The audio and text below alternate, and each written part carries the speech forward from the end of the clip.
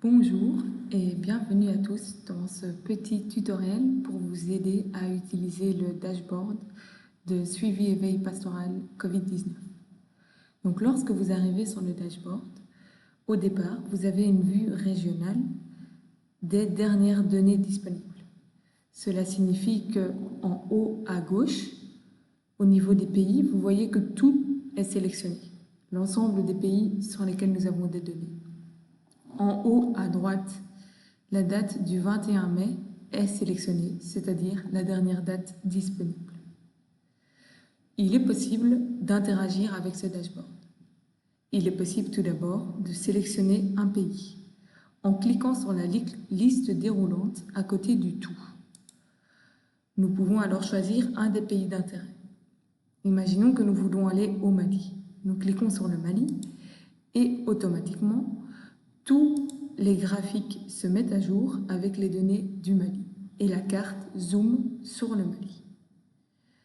Nous avons donc comme information que 100% des marchés sont ouverts au Mali à la date du 21 mai. Si nous désirons maintenant changer de pays, il suffit de retourner sur la liste déroulante et d'aller par exemple au Niger ou ailleurs. Automatiquement, tous les graphiques vont se mettre à jour, ainsi que les cartes. Vous voyez que lorsque nous sommes au niveau des pays, nous avons des graphiques ici en dessous qui sont apparus sur le suivi des prix et des pénuries. Ces graphiques ne faisaient aucun sens au niveau régional puisque nous ne pouvons pas suivre des prix entre différents pays.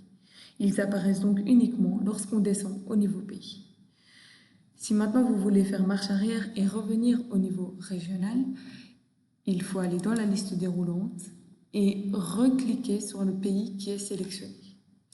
Cela va enlever toute sélection et revenir au niveau régional et enlever du coup également les graphiques des prix ci-dessous. Power BI fonctionne souvent comme ça. Lorsqu'on sélectionne quelque chose, en cliquant dessus, pour le désélectionner, il faut recliquer dessus. Donc nous avons vu comment travailler avec les pays.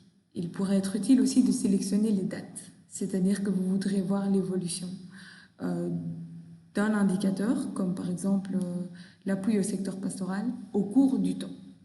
Imaginons qu'on veut savoir au Sénégal comment a évolué l'appui au secteur pastoral depuis le début des enquêtes. Nous allons d'abord devoir sélectionner dans la liste des pays le Sénégal. Et ensuite, une fois que cela est fait, nous avons les données pour le 21 mai où nous voyons 36% d'appui au secteur pastoral. Si nous remontons au 14 mai, nous allons voir 24%. Et si nous remontons encore au 7 mai en cliquant simplement sur la date, nous allons avoir 4% d'aide au secteur pastoral. Ce qui signifie que depuis début mai, l'appui au secteur pastoral a fortement augmenté au Sénégal puisqu'il est passé de 4 à 36%. Alors, en plus de cela, c'est-à-dire en plus de jouer au niveau des pays et au niveau des dates, il est possible aussi de faire interagir les graphiques entre eux. C'est-à-dire que, par exemple, je voudrais savoir où sont situés les relais qui ont indiqué une tension au point d'eau. Je vais cliquer, du coup, sur les 20% en jaune qui indiquent qu'il y a une tension au point d'eau. Automatiquement, tout va de nouveau être filtré sur ces données-là. On voit qu'on a 5 relais qui sont présents au niveau du nord du Sénégal, qui ont indiqué des tensions au point d'eau. Qu'est-ce qu'on peut voir également pour ces relais? C'est qu'il n'y a par exemple aucune pénurie de sucre au niveau de ces relais et qu'il y a 20%, donc un des relais sur les 5, qui a indiqué une pénurie d'aliments bétail. Donc vous pouvez jouer avec les graphiques dans tous les sens. On peut sélectionner d'un côté puis de l'autre, etc. Il est souvent important d'enlever le filtre qu'on a fait. Pour cela, il suffit de recliquer sur l'endroit qui a été sélectionné et automatiquement, on enlève le filtre, on revient avec la vue pays. Alors, une dernière chose qui peut aussi être utile, c'est qu'il est possible de cliquer directement sur un relais qui nous intéresse. Imagine, au niveau de Tambacounda, on aimerait bien savoir ce relais-là, de Bala, qu'est-ce qu'il a comme information. On va voir que lorsqu'on fait ça, tous les graphiques vont se mettre à jour et on va avoir une seule réponse pour chaque indicateur. C'est-à-dire réduction des mouvements, oui, il y a une réduction des mouvements pour ce relais-là à la date du 21 mai, etc., etc. On peut lire l'ensemble des données comme ça. Lorsqu'on veut revenir en arrière, on doit recliquer sur ce relais-là pour revenir à la carte du pays avec toutes les informations. Alors ce dashboard est disponible en 2 langues, en français et en anglais. Pour aller sur la page anglaise, il suffit de cliquer sur English ici en haut et vous allez avoir toutes les informations en anglais. Si on revient sur le français, il suffit de cliquer sur français.